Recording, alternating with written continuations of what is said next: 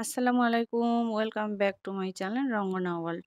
আগামীকাল ঈদ, সবাইকে ঈদের শুভেচ্ছা। আর খুব ঝটপটে এই জর্দাটা রান্না করে দেখিয়েছি ঈদের জন্য।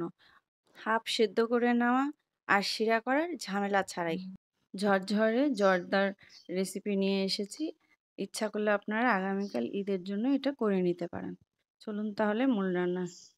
আমি একটি কড়াই বসাই দিয়েছি আর দিয়ে দিলাম 2 টেবিল চামচ ঘি।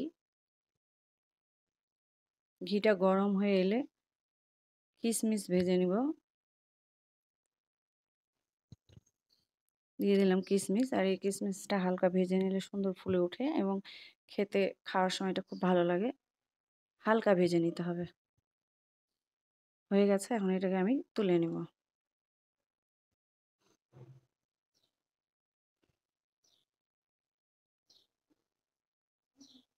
এখন আমি কিছু কাজু বাদাম, পেস্তা বাদাম আর কাঠবাদাম নিয়ে নিলাম। এটাকেও হালকা করে ভেজে নিব, যাতে জর্দাটা খাওয়ার সময় দাঁতে বাঁধলে খেতে ভালো লাগে। হালকা ভেজে নিব। হালকা ভেজে নিয়ে তুলে নিব। হয়ে গেছে, এখন এটাকে তুলে নিব।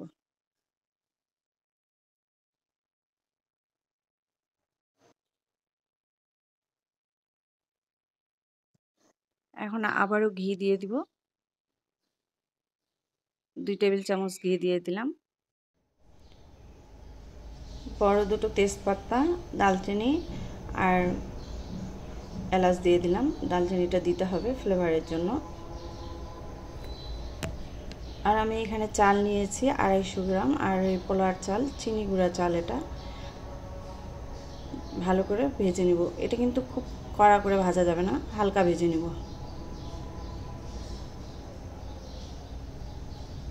জর্দার রং দিয়ে দিলাম। আর জর্দার রংটা আপনাদেরকে বুঝিয়ে দিতে হবে। আমার এই জর্দার কালারটা অনেক ভালো, অল্প দিলেই অনেক কাজ করে। আপনারা আপনাদের মতো করে কালারটা ব্যবহার করবেন।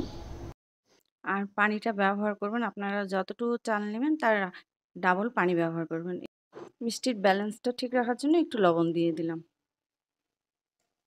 দিয়ে ভালো করে নেড়ে এখন ঢাকনা দিয়ে ঢেকে দিব। আর গ্যাসের জালটা থাকবে মিডিয়ামের থেকে একটু কম।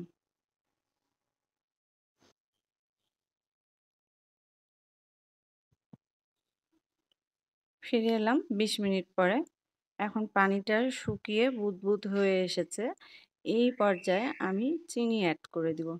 আর এখানে আমি চিনির শিরা ব্যবহার করেছিলাম, এই জন্য চিনিটা দিব।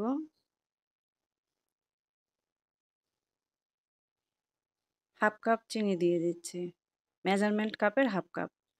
আর আপনারা ডাবল যতটুকু চাল নিবেন ততটুকু চিনি দিয়ে দিবেন, তাহলে মিষ্টিটা একদম পারফেক্ট হয়। তবে আপনারা আপনাদের মতো চিনি দিবেন।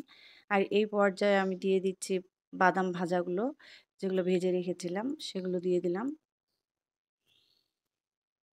তারপর দিয়ে দিব মোরব্বা, কুচি করে কেটে রেখেছি। মোরব্বাগুলো দিয়ে দিচ্ছি। দিয়ে এখন কিন্তু একেবারে ঢাকনা দিয়ে আমি লো ফ্লেমে রেখে দিব সেদ্ধ হওয়া পর্যন্ত। ফিরে এলাম একটু চেক করার জন্য যে আমার এটা হলো কিনা।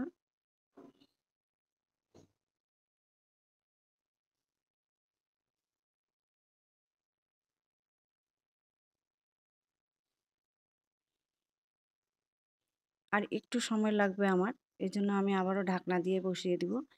আর চুলার ফ্লেমটা কিন্তু একেবারে লো রেখে দিতে হবে। ফিরে এলাম, এই যে দেখতেই পাচ্ছেন হয়ে গেছে। আর কি ঝরঝরে হয়েছে, কোনো আঠালো ভাব নেই। আর একেবারে ঝরঝরে হয়েছে। আর কত ইজিভাবে যে এই জর্দাটা রান্না করা যায় আমি সেটাই দেখানোর চেষ্টা করেছি আপনাদেরকে। একেবারে ঝামেলা নেই, চটজলদি এটা করে নিতে পারবেন ঈদের জন্য। সুন্দর একটা ফ্লেভার পাওয়ার জন্য এখানে আমি একটু কেওড়া জল ব্যবহার করছি। আর এই কেওড়া জলটা দিয়ে চুলায় আর একটু 3 মিনিটের জন্য দমে রেখে পরিবেশন করে নেব।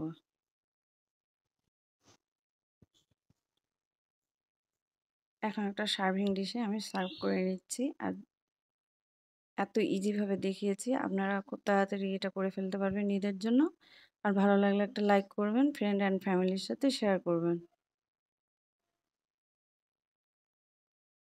আর এখনো কিছুটা বাদাম কুচি দিয়ে আমি ভেজে রেখেছিলাম, সেগুলো দিয়ে ডেকোরেশন করে নিচ্ছি।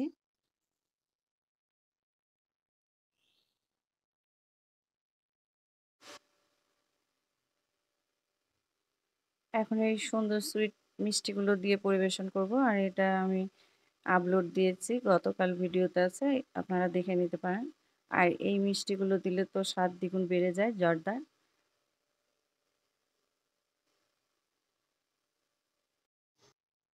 জর্দা পোলার লুকটা দেখে বুঝতে পারছেন কত সুন্দর হয়েছে। আশা করছি আপনারাও ঝটপট করে নিতে পারবেন। আবারও ঈদের শুভেচ্ছা জানিয়ে এখানেই শেষ করলাম। সবাই ভালো থাকবেন। আল্লাহ হাফেজ।